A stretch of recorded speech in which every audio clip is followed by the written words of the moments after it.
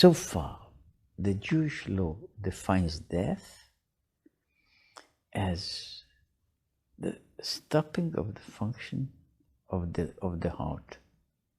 If the heart stops beating, that is considered death. But not other symptoms. Not other symptoms. And that includes, which is something that's quite a modern problem, which is so far, even though the problem has been discussed, and has been discussed because it is in some way a rather modern problem, and that is what happens when there is a brain death without a heart death. Now, that cannot happen in the natural circumstances. Let me go on. It cannot happen in natural circumstances because the heart movement is also controlled by the brain. If there is a complete brain death, it means a complete stopping of all the bodily functions. In modern times, when there are machines that can work on the heart can continue almost indefinitely after a time of brain death. Now there comes the point in which there is a separation, especially as now, again, it's another involvement of rather modern medicine, and that is the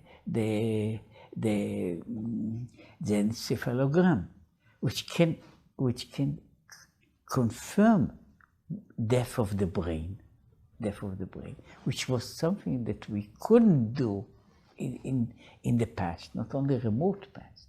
So now we come to the point in which, as it is, there is a certain difference, maybe not permanent, but a difference about how to define the situation of a person whose heart is still alive, and the brain stopped to function. It is not just a theoretical question. It has, at least it's pertinent, at least in two cases. One of them will be the obvious one, and the very common one. When does one stop the machine? Because the machine can go on for a very long time after the brain is dead. It becomes a mechanical function, but it can go on for quite a time. The other consideration in a situation like this is that of what is called, possibly ironically, donation of a heart. Other parts of the body can be again, sorry for the use, which is not mine, but of the profession of harvesting the certain parts of the body after death, after the exact minute of death, and even sometime after, by say kidneys, liver, and other parts can be taken out and can be reused later. The heart cannot, which means that practically the heart has to be taken while it is still working. In that sense, it comes to the question whether is it taking the heart, which means killing that person halachically, is something that shouldn't be permitted, because one person is not supposed to kill in order to survive. So here comes the question, which is a problem of definition.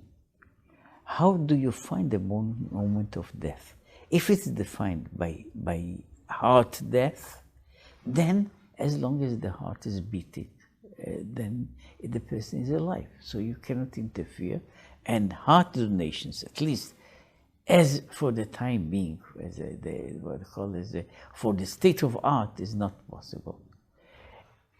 On the other hand, if I considered brain death as the definition, then there may be a difference of time between brain death and the death of the heart, and these differences can be used. So as I'm saying, up to now, the halachic definition was that complete stopping of the heart is the only sign of death that is accepted, and all other, there is quite a discussion about how to do all these things practically, tests of breath, tests of other functions, about reactions of in other ways are signs, but the last sign is the life and death of the heart, and as it is, that is not always considered now as the only way or the best way of determining death. Let me again just to end it, to connect it with the former part. Basically, taking the heart from a dying person will never be considered as a first-degree murder. In this context, it can be considered at the utmost as a second-degree murder, because that person is surely, going back to the former definition, surely trifa. But even though it won't be considered murder, and to be, in order to give that, to make the, to execute the murderer, it is still considered manslaughter, and it is still within the commandment of thou shalt not kill. So that is the problem that comes in this specific point about the clear dividing line between life and death.